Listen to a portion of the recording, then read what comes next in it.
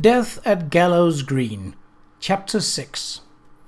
Riddle me, rot-tot-tote, a little wee man in a red coat, a staff in his hand and a stone in his throat. If you tell me this riddle, I'll give you a groat.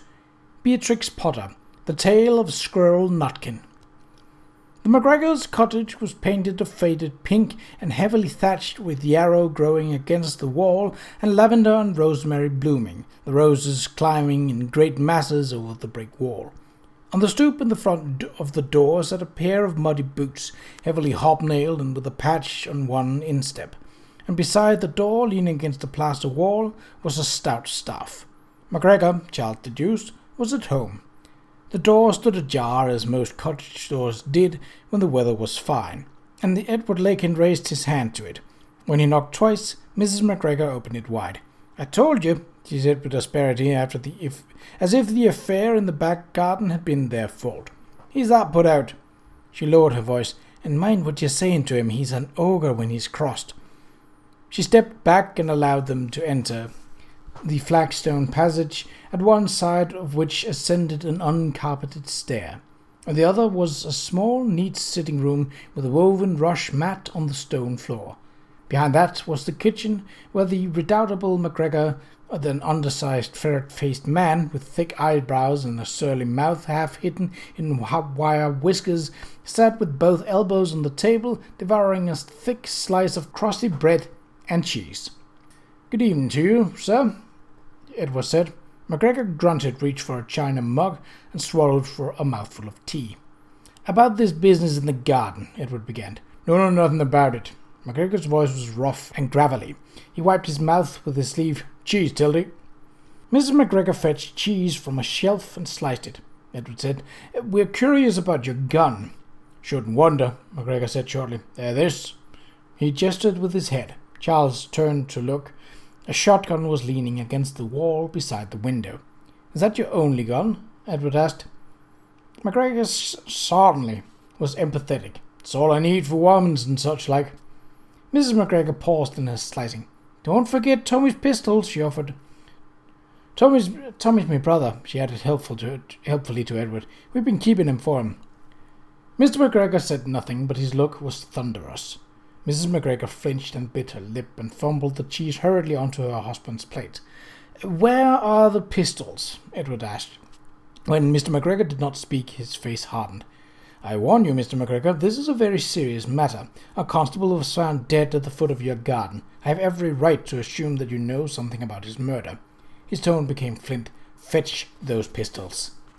With a venomous look at his wife, McGregor pushed his chair back and got up. Standing, he proved dwarfish, shorter by half a head than Mrs. McGregor, and stooped.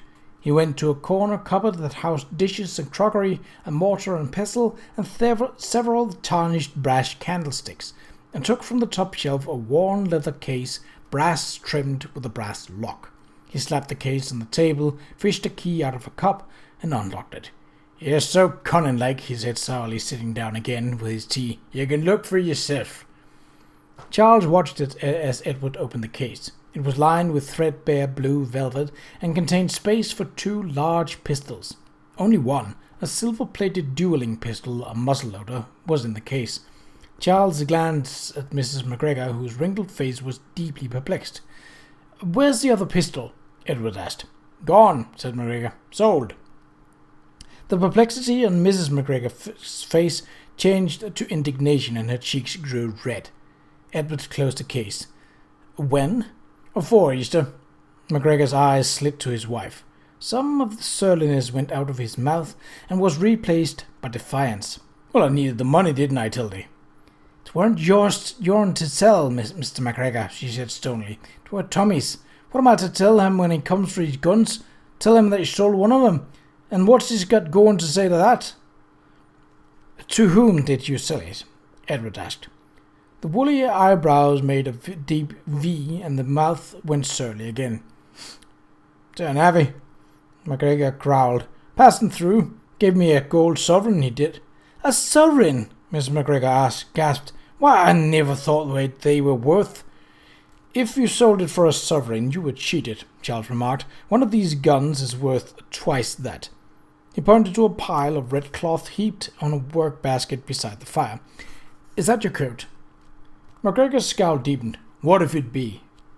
Charles picked it up. The coat was old and heavily worn, with the red color faded. On the right sleeve, near the shoulder, a thumbnail-sized triangular piece was missing. It was this fresh-looking rip that Mrs. McGregor was apparently patching, for a small piece of cloth of a different weight and shade of red was being appliqued over it, like a triangular badge. "How did you come to rip your coat?" he asked. "As I know," McGregor growled. "One day 'twas hold, next was rip." Edward put the pistol case under his arm. "I'm taking this with me," he said. He looked at Mrs. McGregor. "You will have it again in due course," he added, not unkindly. "And the coat," Charles said, picking it up. "What's a man to wear?" McGregor was stormy. "How's a man to keep the rain off a bloody coppers has got his coat is what I want to know." "What I want to know," Edward said sternly, "is whether you've seen anything unusual going on in the neighborhood. Have there been any suspicious going-ons?" McGregor shrugged. "I've got something going on, suspicious like. There's sheep gone missing."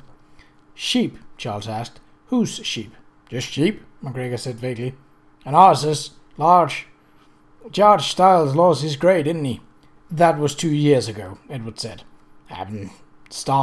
George Stiles is still looking for it, ain't he?"